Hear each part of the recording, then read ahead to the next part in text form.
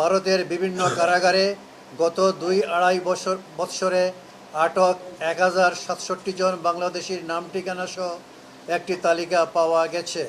আইন প্রয়োগকারী সংস্থা, শৃঙ্খলা বাহিনী, গোয়েন্দা সংস্থা, তদন্তকারী সংস্থা এবং অনুরূপ যে কোনো বাহিনী বা সংস্থার কোনো সদস্য বা সরকারের মদদে, সহায়তায় বা সম্মতিতে কোনো ব্যক্তি বা ব্যক্তি সমষ্টি কর্তৃক যে কোনো জ্ঞাত বা অজ্ঞাত স্থানে বলপূর্বক গুম হওয়া ব্যক্তিদের সন্ধান, তাদের শনাক্ত করা এবং কোন পরিস্থিতিতে গুম হয়েছিল তা নির্ধারণ করার জন্য গঠিত হয়েছে।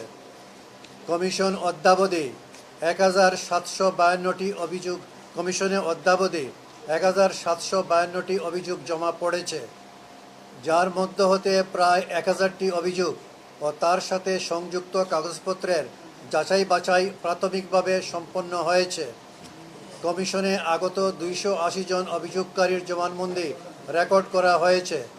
এছাড়াও প্রায় ৪৫ জন আইনশৃঙ্খলা রক্ষাকারী বাহিনী ও গোয়েন্দা সংস্থার বিভিন্ন পর্যায়ের কর্মকর্তাদের বক্তব্য রেকর্ড করা হয়েছে। আবার গুমের শিকার হয়ে ফিরে না আসা ৩৩০ জন ব্যক্তির বর্তমান অবস্থা বা ভাগ্য সম্পর্কে অনুসন্ধান চলমান আছে। বাংলাদেশের সীমান্তবর্তী জেলার পুলিশ সুপার ও বিজিবির সেক্টর কমান্ডারদের কাছ থেকে ৫ই আগস্ট ২০২৪ খ্রিস্টাব্দের পর ভারত হতে বাংলাদেশে পুশিন করা ব্যক্তিদের তথ্য চাওয়া হলে বাংলাদেশ পুলিশের পক্ষ থেকে ১৪০ জনের তথ্য পাওয়া গেছে। এই তথ্যের প্রাথমিক অনুসন্ধান শেষে কোনো গুমের শিকার ব্যক্তির নাম এখনও পাওয়া যায়নি। পুলিশ এবং বিজিবির পক্ষ থেকে পূর্ণাঙ্গ তথ্য প্রাপ্তির সাপেক্ষে অনুসন্ধান চলমান রয়েছে।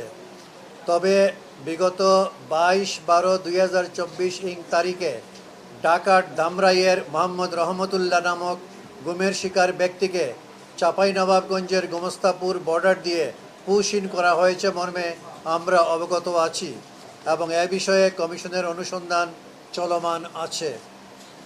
এছাড়াও ভারতের বিভিন্ন কারাগারে বন্দী থাকা বাংলাদেশি নাগরিকদের তালিকা চাওয়া হয়েছিল। পররাষ্ট্র মন্ত্রণালয়ের মাধ্যমে ভারতের বিভিন্ন কারাগারে গত ২-২.৫ বৎসরে আটক ১,০৬৭ জন বাংলাদেশির নাম ঠিকানা সহ একটি তালিকা পাওয়া গেছে। আরও তথ্য পাওয়া গেলে কমিশনে প্রেরণ করা হবে মর্মে লিখিতভাবে উল্লেখ করা হয়েছে। প্রাপ্ত তালিকায় গুমের শিকার কোনো ব্যক্তির নাম আছে কিনা তার অনুসন্ধান চলমান।